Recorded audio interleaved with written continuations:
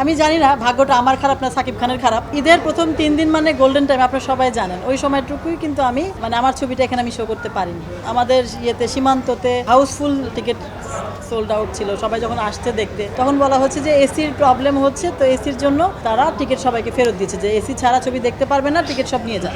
ডিসিপির কিছু সমস্যাগত যে ত্রুটির কথা বলেছেন আমাদের সিনেপ্লেক্স কর্তৃপক্ষ, এসব নিয়ে খুব দৌড়াদৌড়ি হয়েছে আমাদের। যেমন প্রথম দিন থেকে আমরা ডিসিপি কয়েকবার 3বার 4বার করে জমা দিয়েছি। তারপর ওনারা বারবার বলেছেন যে রিসিপিতে ত্রুটি হচ্ছে, বারবার বলেছেন, তো আমরা বারবারই চেঞ্জ করে দিয়েছি। 3 দিন পরে আমরা যখন শোটা পেলাম 4 দিনের দিন, সেদিনও ঠিক একই ঘটনা হয়েছে আমাদের সাথে, যে রিসিপির ত্রুটি।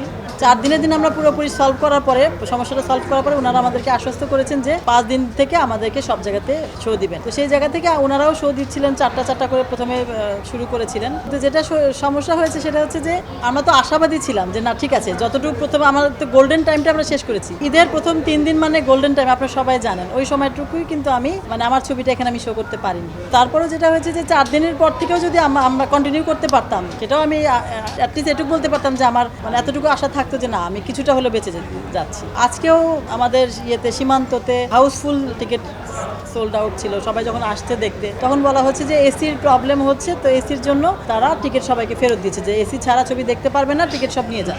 আবার কেউ নাকি বলছে যে অন্য ছবি দেখেন, এই ছবি তো আসলে এই হলটাতেই সমস্যা। আমার কথা হচ্ছে যে কর্তৃপক্ষের কাছে একটা কথা, যে সব হলে কোনো সমস্যা হলো না, প্রিন্সের হলে কেন সমস্যা হতে হবে? ডিসিপির যেটা ব্যাপার সেটা না আমি সলভ করলাম, বা আমি এতদিন আপনারা বলেছেন ডিসিপিগত সমস্যা বা আপনার যান্ত্রিক ত্রুটি আছে, সব কিছু মেনে নিলাম। এখনকার সমস্যার সমাধানটা কারা করবে? এটা তো আপনার সিনেপ্লেক্স কর্তৃপক্ষেরই করা উচিত, তাই না? যদি আমার থেকে হয় তাহলে তো এটা আমার থেকে কেন হবে? আমি যখন বলছি যে সম্পূর্ণ ঠিকঠাক হবার পরে তো তারা শোটা দিয়েছেন, তাই না? তো শো দেওয়ার পরে যদি আবার ওনারা টিকিট ফেরত দিচ্ছেন, দর্শকদের ভোগান্তি হচ্ছে, তাহলে সেটার দায় কি আমার কিনা? এটা আপনারাই বলেন। আমি আপনাদের কাছে বলছি যে আমি তো এখানে কনফার্ম হয়ে গিয়েছি আমার এখন ডিসিপির সমস্যার সমাধান যদি হওয়ার পরে তারপরেও যদি এরকম হয় যে টিকিট ফেরত দিয়ে দিচ্ছে, আমি এবং আমার ডিরেক্টর এবং আরও আমাদের আর্টিস্টরা বসে থেকে আমরা নিজেরা দেখে গেলাম ছবি পুরোপুরি ঠিক, কোনো সমস্যা নাই। তো ওনারাও আশ্বস্ত হলেন যে না, সমস্যা নাই। তারপর দিন থেকে আবারও শুনলাম, পরদিন সকালবেলা শোটাতে একদম কেটে 10 মিনিট 15 মিনিট করে গান কেটে দেখানো হয়েছে।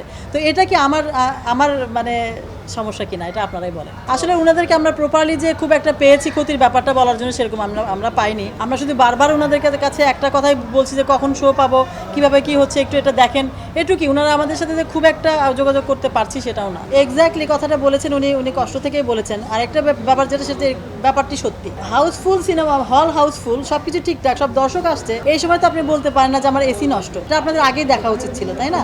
এসি নষ্ট, ঠিক আছে, ফাইন, শুধুমাত্র প্রিন্সের হলটাতে নষ্ট, আরও যে হল হচ্ছে, এবং ওদেরকে জিজ্ঞেস করা হয়েছে, বলে কি যে মার্কেটের সমস্যা, সেজন্য এই হলের সমস্যা। তো এই হলটা কি শুধু প্রিন্সের হলই হতে হবে? আমি জানি না ভাগ্যটা আমার খারাপ না সাকিব খানের খারাপ। আমি প্রথমে এত বাজেটের ছবি আমরা প্রযোজনা করতে আসছি, শুরুতেই কেন আমার এত কিছু পোহাতে হচ্ছে? এটার ভার কারা নিবে? আপনারাই বলেন।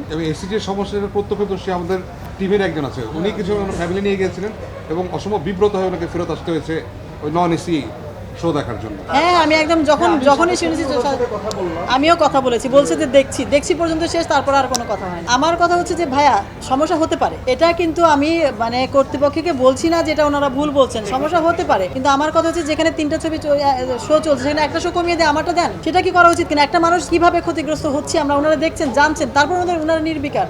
দর্শক যে কোনো কিছু বলতে পারেন, আমরা অ্যাপ্রিসিয়েট করি সেটা, এবং আমরা অবশ্যই এটার ব্যাপারে আমাদের কোনো কিছু বলার নাই। তবে হ্যাঁ, যেটা দর্শকরা বলেছেন যে আমরা অনেক তাড়াহুড়ো তো হয়েছে, কিন্তু সেটার জন্য আমরা ছবির উপরে কোনো প্রভাব পড়েছে, এটা আমরা আসলে মেনে নিতে চাচ্ছি। সবারটা যদি চলতে পারে, তা আমারটা কেন চলছে না? এখন পর্যন্ত সিঙ্গেল স্ক্রিন থেকে আমাদের কাছে কোনো অভিযোগ আসেনি। শুরুর দিনে ঈদের দিন কিছু জটিলতা হয়েছিল, যেটা আমরা জানতে পেরেছি, যে অনেকেই বলেছে জাজ মাল্টিমিডিয়া থেকে ওরা ছবিটা লোড করতে দেরি করেছে বা এসে। আসলে আমি পরে যেটা অনুসন্ধান করে যেটা জানতে পারলাম সেটা হচ্ছে যে কিছু জায়গায়, অনেক অজপাড়া গায়ে অনেক সিঙ্গেল স্ক্রিন আছে যেগুলোতে বছর পর্যন্ত বন্ধ থাকাতে সেই হলগুলোতে ইন্টারনেটের সমস্যা ছিল, তার হলের কিছু টেকনিক্যাল সমস্যা ছিল, সেজন্য জাজ আসলে ওটা দিতে দেরি করেছে। আসলে জাজের কোনো সমস্যা নাই, এটা আমরা নিজেরাই পরে তদন্ত করেছি যে যেই জায়গাগুলোতে তার ইন্টারনেটের সমস্যা ছিল 1 বছর পর্যন্ত ফেলে রাখার পরে যে হঠাৎ করে ওপেন করলে কিছু সমস্যা তো দেখাই দেয়।